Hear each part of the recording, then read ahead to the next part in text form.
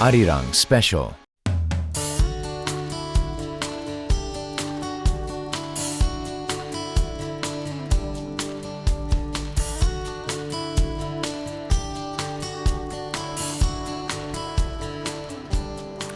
I'm here in London, the capital city of the United Kingdom. As of the final week of September 2016, Arirang TV is now available to the viewers in the UK, the largest English-speaking country in Europe and the world's fourth largest via Sky HD and Freesat. To mark the occasion, I'm here in central London at the headquarters of Freesat to meet their managing director. So come on with me.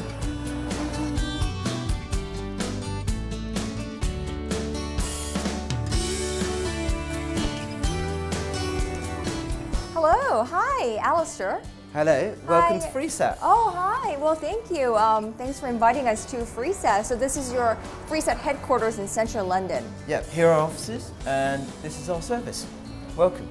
Wow. And this is the list of services or channels that you provide to the viewers, am I correct? Yes, this is well over 200 channels that we have 200? available to all our viewers. Yeah. Oh, and all genres, right? We have a wide range of genres covering everyone's interests, so there's always something for everyone.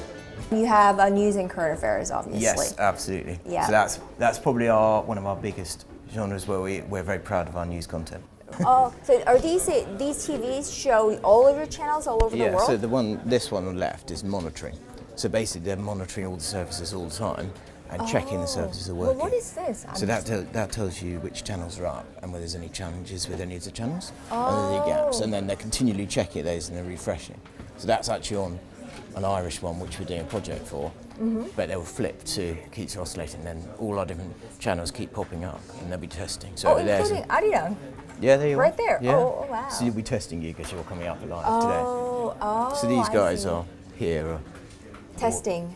They're called broadcast operations. So these guys are responsible for making sure channels stay on air, and they're testing that at all times. And there are no technical glitches. Exactly. And Right. working out the technical glitch before someone works it out and phones us. So the latest one is what we call a hybrid platform. So it involves linear and on-demand television. At the same time, it blends those much better together. So for example, introduce things like Netflix and YouTube onto our platform, which wasn't there before.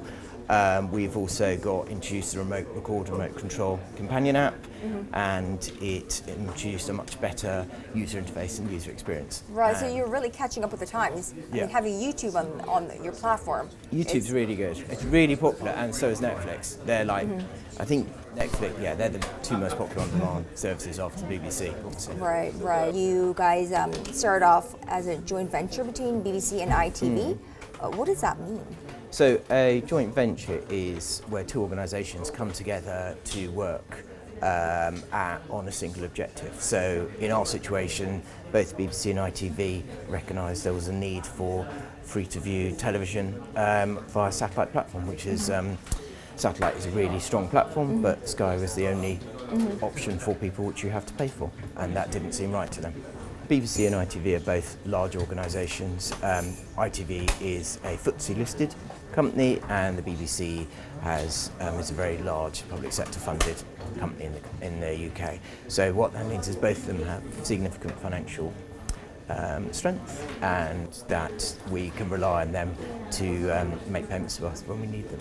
Is it safe for me to understand this as the BBC and ITV being the biggest shareholders? Yes, so that's essentially a joint venture is two organisations own it, so they're essentially the shareholders. So all the shares they have, our shares are just not listed or traded.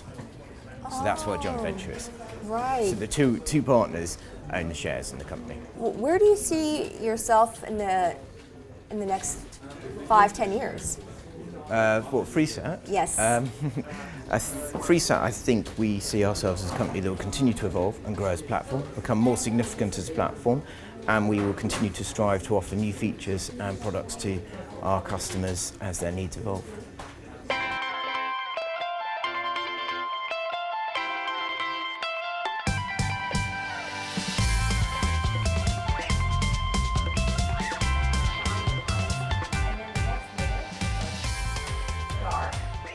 And welcome to Arirang, the latest addition to the Freesat platform. Right, so we're very excited to be the first Korean broadcaster to meet the UK viewers and to be launched here in the UK TV industry market. First off, why don't you explain or give a brief intro of Freesat for our global viewers who are not too familiar with Freesat? No, absolutely. So Freesat is a joint venture owned by the BBC and ITV, who are two very large broadcasters here in the UK. Freesat primarily exists to provide free television, subscription free, to our viewers via satellite. In terms of Freesat, it is a company that is, I guess, surviving in a very competitive and mature market where there are lots of large players who are trying to get people to continually subscribe to pay offers and bundles, and we sort of offer an antidote to that. We work with the largest organisations in the world, for example, Humax, LG and Samsung. As you know, Arirang is being launched via Freesat and Sky here in the UK. Could you give us a brief estimate of how large of a viewership base we're looking at? So Freesat platform has nearly 2 million viewers, 2 million homes, 4 million viewers a week. So it's a quite a significant platform. It's about 6% of the UK market. With Sky, the satellite base will be over 12 million people in the UK, so over half of the UK viewing population. Now, from the perspective of the UK TV industry and from the perspective of Freesat, what does it mean to have Arirang TV as one of your newest channels on your platform? We are really excited to have Arirang on our platform. I think it's really important to us that we find ways for our customers to continually find new and interesting programs for them to watch, and Arirang offers that. I think additionally, it's really important to us that people don't feel that they have to pay for television in order to find channels that they want to watch. And finally, the fact that Arirang's in HD, I think is really good and really exciting. Our customers love that and watch HD an awful lot.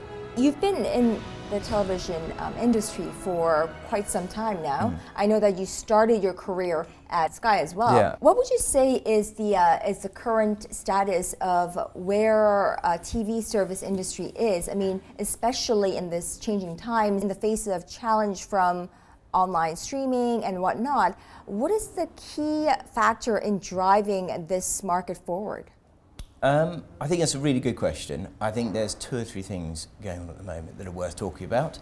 I think one of them is data. Data is becoming increasingly important, and it's really, really key that all platforms understand their customers better, understand the way they watch television, how they watch it, and actually adapt to their needs. Moreover, we also know that 4K and UHD is becoming increasingly important, and we as organisations need to look to adapt to that as it becomes more of an expectation of people. And I think finally, to pick up on your point, and linear versus on demand, I think that is something you read an awful lot in the papers about, that's apparently a lot of people are watching on demand. In our experience, still 3/4 of viewing is linear. Freesat, though, recognises that it is becoming more important and people want to have the opportunity to watch what they want when they want. And that's why the Freesat service blends on-demand and linear together so seamlessly.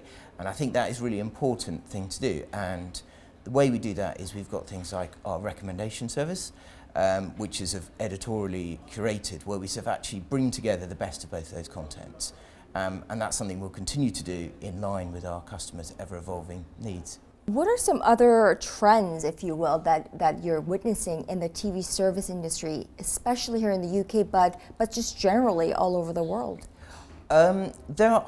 It's an interesting thing where I think you can see more commonly globalization is becoming something that is affecting so many industries and so many sectors. Certainly. And that's something that's definitely starting to affect us.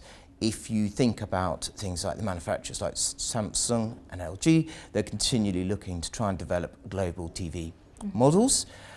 Additionally, our competitors like Sky have started to consolidate with their European peers, and that's something I think will continue to increase. I think from Freesat's perspective, it's really important that we continue to work with our free TV partners across Europe, and we can't start to do similar things so we can continue to compete effectively and offer a compelling service to our customers. Just to pick up on your point about your partnerships with other free TV service providers, am I correct? Which ones are we talking about? So we are working with organisations in Germany, France and Italy, so the largest free-to-view satellite providers there. Okay. So in Germany, the company is called HD Plus, and we are looking to develop harmonised services that use international standards so that we can develop more sort of harmonised solutions for people.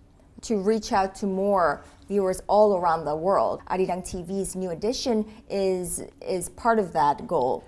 Yeah, I think that's a really good way of putting it. I think Arirang TV is a great international channel, and as we sort of continue to work with other organisations, it's really important that actually we have more international channels that actually start to recognise that more often. Now that Arirang TV is launched in the UK, what are you hoping that Arirang TV will bring for Freesat, for the viewers in the United Kingdom? What kinds of contents do we expect will be on high demand from the UK public? I think it's a good question. I think from my perspective, I think the Arirang TV brings a new section to an underserved market for us on Freesat, and it's a welcome addition. I think we are continually looking to find content partners that offer varied content that our customers are always interested in finding. Our customers are always interested in finding new content from different sources that has a variety of interests, and I think Arirang fits that really well. I'm sure there was a criteria to meet or prerequisite to meet in order for a channel, a TV channel like Arirang to join your platform. Could you tell us about that? So in terms of the criteria, Freesat is an open platform, so we encourage all people to join our platform. Okay. I guess in terms of criteria, there's some technical criteria, which I won't go into, which explains in terms of the quality of broadcasting. There's also some criteria set down by Ofcom, which is our regulator, about the kind of content people have to produce. And finally, we look at things like schedules and the type of content, and that dictates where we're able to put people within our guide. Arirang met those criteria comfortably, from my understanding. Yeah. It was never something that was even in doubt.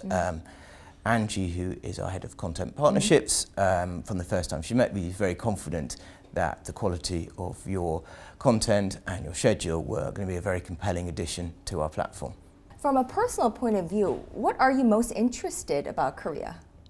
Personally, I am interested in Korea because I think it's a really dynamic organisation. If I step back and think from an economics perspective, the fact of their growth and how they've surpassed Japan's in the last 15 years is very exciting. I think I'm always interested in what Samsung do. I think some of their stuff is very, very impressive. And I'm really interested to see what the future holds for it. Why don't you give us a sneak preview of what is in the works for Freesat and your next target, if you will? Okay, so Freesat is, I guess, at heart, we're an innovative platform, and we're always seeking to grow and do new things. For us, the focus, I guess, in the near term is in a couple of areas. Firstly, we're going to sort of develop new products and features so that we can actually find better ways to highlight our content and get that to our customers. So we'll be looking at different ways to do that and surface it. I guess secondly, which I touched on earlier, we're going to look to grow our platform. And for us, getting our platform as large as possible is really important, because actually that means we can get more and more people able to find our content and see it. And I guess finally, we're going to be looking to work more and more with our international partners and to become, to have a better international presence. So we see ourselves as the UK platform. Us partnering with other international organisations is about helping them develop similar platforms themselves in other countries and leveraging on our experience and expertise. I think for them, I can't envisage us doing international content deals at the moment, but that might be something other organisations seek to do. Thank you so much for this interview today, and I look forward to formulating a new chapter in our relationship between Arirang TV and Freesat. Thank you very much for your time.